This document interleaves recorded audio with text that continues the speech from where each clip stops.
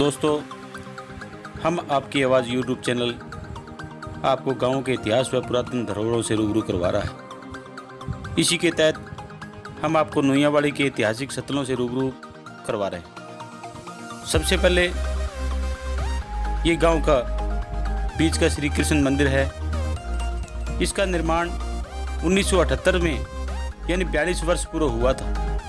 यह मंदिर लोगों की आस्था का एक केंद्र है। मौजूदा समय में इसकी देखरेख जो है वो पुजारी संदीप शर्मा के पास है। यहाँ पर समय समय पर कार्यक्रमों का आयोजन होता है। ये कार्यक्रम हमारे गांव को एकजुटता व भाईचारे की लड़ी में पिरोता है।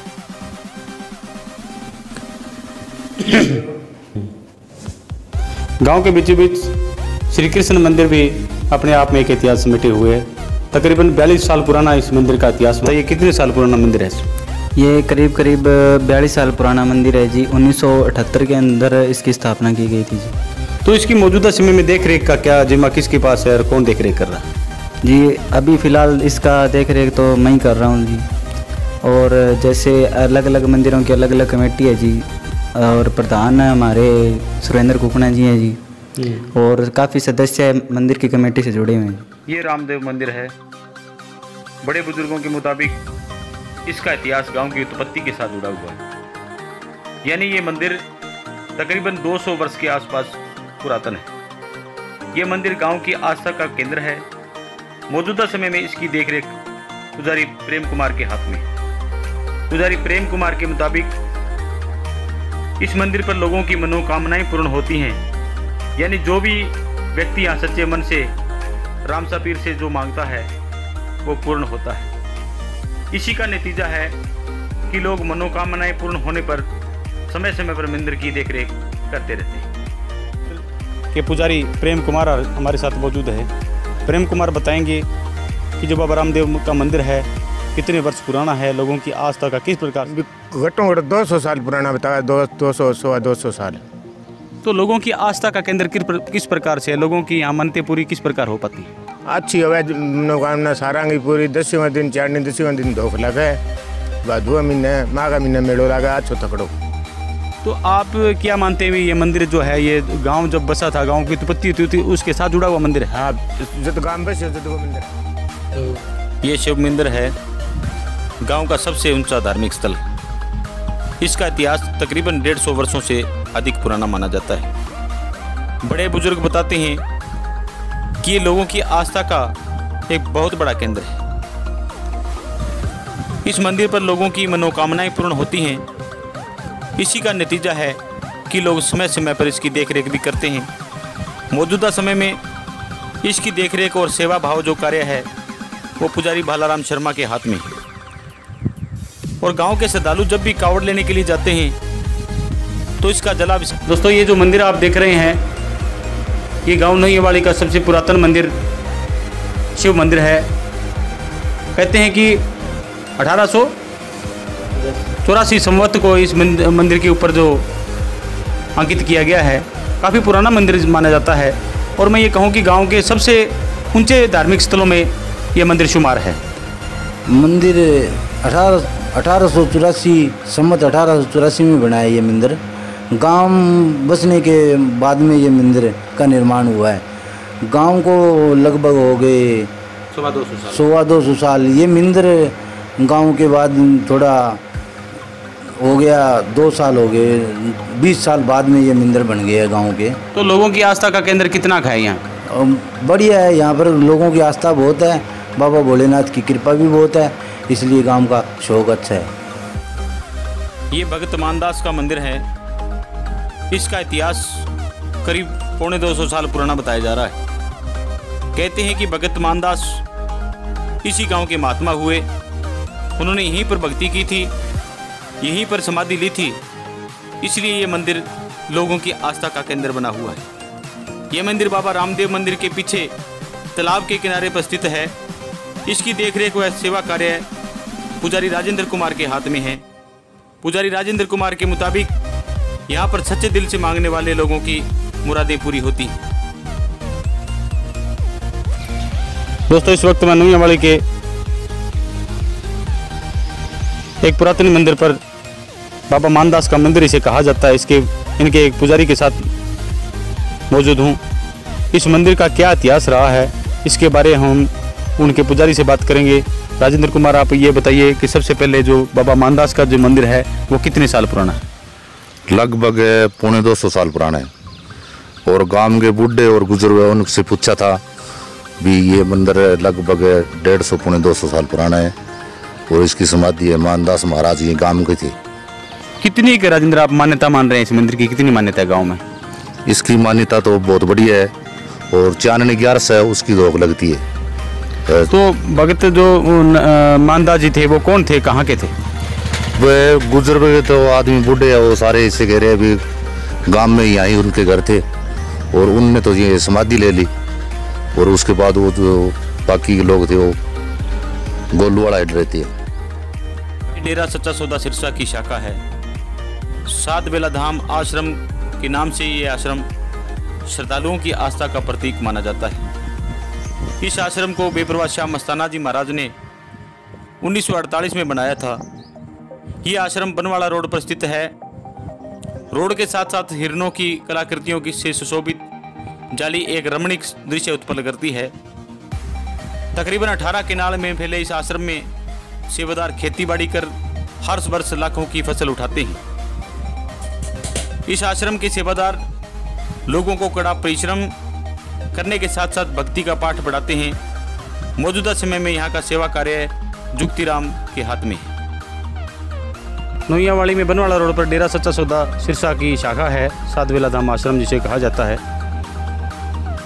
उनके जो सेवादार है यहाँ पर सतब्रह्मचारी सेवादार है जुक्तिराम, वो हमारे साथ मौजूद हैं। चलता है, बताइए कितने साल पुराना आश्रम है? ये जी 68 साल पुराना है, 1952 का बने है। और यहाँ पर सारे बाग है, इसका मरुदा का, किनुआ का, बेरी है, बेर भी है, मौसमी भी है, चीकू भी है, अनार भी है। यानी आप सारी फसलें पैदा करते हैं यहाँ पर? हाँ, सारी फसल पैदा करा। तो इसका जो नीम थी जो यानी कि इस आश्रम को सबसे पहले किस बाबा जी ने बनाया था? ये साईं जी ने बनाया था सबसे पहले। मस्ताना जी ने नीम रखी थी? मस्ताना जी। तो अब मौजूदा समय में ये जो आश्रम है कितने एकड़ में है? ये 18 कनाल में है। ये गांव की शिक्षा का सबसे पुराना मंदिर है। ये मंदिर तकरीबन 91 साल पुराना है। एक वो समय था जब पूरे क्षेत्र में शिक्षा का कोई केंद्र नहीं था। उस समय नोइयावाड़ी का ये स्कूल ही एकमात्र स्कूल था। यहीं से शिक्षा ग्रहण करने आसपास के लोग आया करते थे। यहाँ से शिक्षा पाकर बहुत से लोग उच्च पदों पर भी गए, जिसके चलते ये स्कूल अपने आप में एक मिसाल है। इसकी स्थापना 4 नवंबर 1929 को हुई थी, जिसके बाद 1 अप्रैल 1953 में इसे माध्यमिक का दर्जा मिला। 1 अगस्त 1960 में उच्च विद्यालय बना। दोबारा ये टूटकर पुनः 13/5/2071 को ये माध्यमिक बना। उसके बाद 19/5/1981 को इसे दोबारा उच्च विद्यालय का दर्जा प्राप्त हुआ। मौजूदा समय में 27/9/2002 को इसे वरिष्ठ माध्यमिक विद्यालय का दर्जा मिला। इस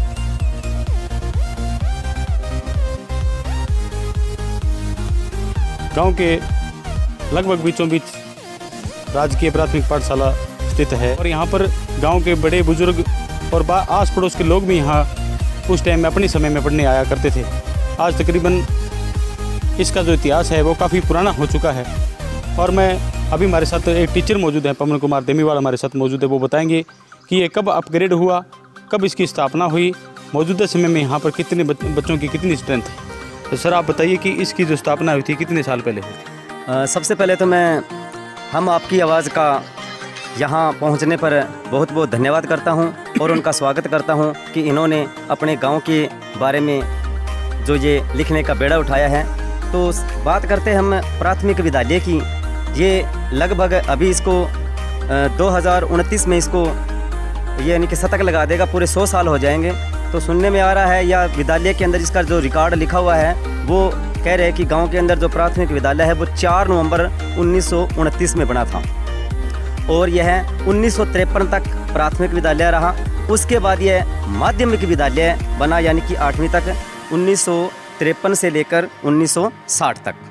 उसके बाद ये धीरे धीरे कभी अपग्रेड होता गया और उसके बाद 2002 में यह गांव के अंदर राजकीय वरिष्ठ माध्यमिक विद्यालय की स्थापना हुई।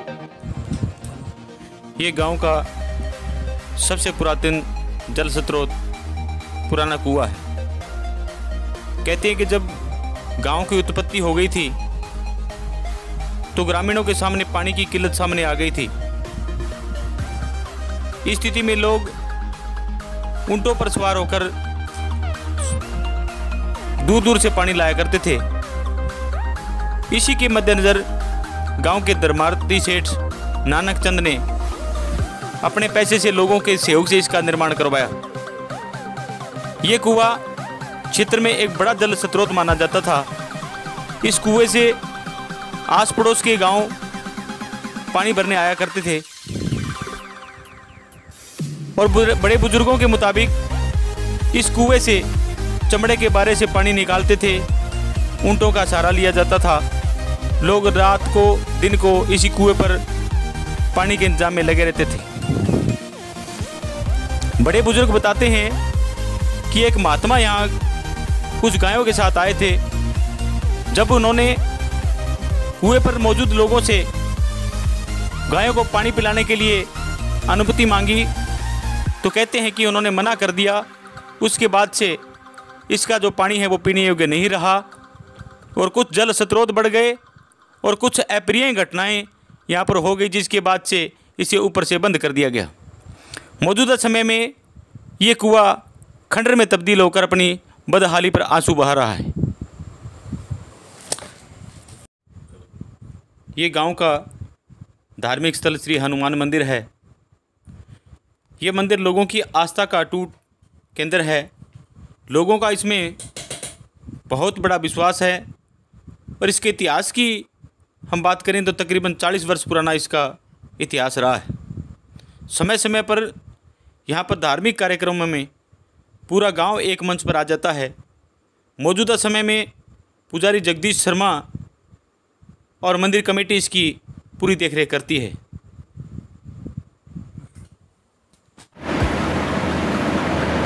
नोयावाड़ी के हनुमान मंदिर के पुजारी जगदीश जोशी हमारे साथ मौजूद हैं। वो बताएंगे कि हनुमान मंदिर का क्या इतिहास रहा है, कितना पुराना मंदिर है, क्या उनकी आस्था है, किसने बनाया था और इसके जीर्णोद्धार को लेकर जो है वो कितने प्रयास किए गए। आप सबसे पहले ये बताइए पुजारी जी, मंदिर कितना पुराना है? ये इतना पुराना है, ये 82 में बना था। तो हमने गांव वालों ने पहले कमेटी बनाई, फिर गांव वालों से पूछा और उनसे दस्तखत अंगूठे करवाए और फिर ये मंदिर बनाया। बाद में फिर कोई पुजारी भी नहीं था, फिर पुजारी मेरे यानी जगदीश शर्मा को रखा। तो 82 से लेकर अब तक पूजा मैं ही कर रहा हूँ। और इसकी आस्था कितनी है लोगों में, कितनी आस्था? बहुत है जी, हर एक की मनोकामना पूरी होती है। छठे महीने यहाँ प्रसाद बनाया जाता है, जागरण किया जाता है और आस्था बहुत ही है लोगों की। दोस्तों, ये था पुरातन धरोहरों व धार्मिक स्थलों का इतिहास, जिसे हमने आप तक पहुँचाया। उसके इतिहास से, उसकी मान्यताओं से आपको रूबरू करवाया। अगली कड़ी में फिर आपके साथ मुलाकात करेंगे कुछ और नई पुरानी धरोहरों के साथ। कैमरामैन डॉक्टर राजपाल के साथ मैं राजकुमार, हम आपकी आवाज़।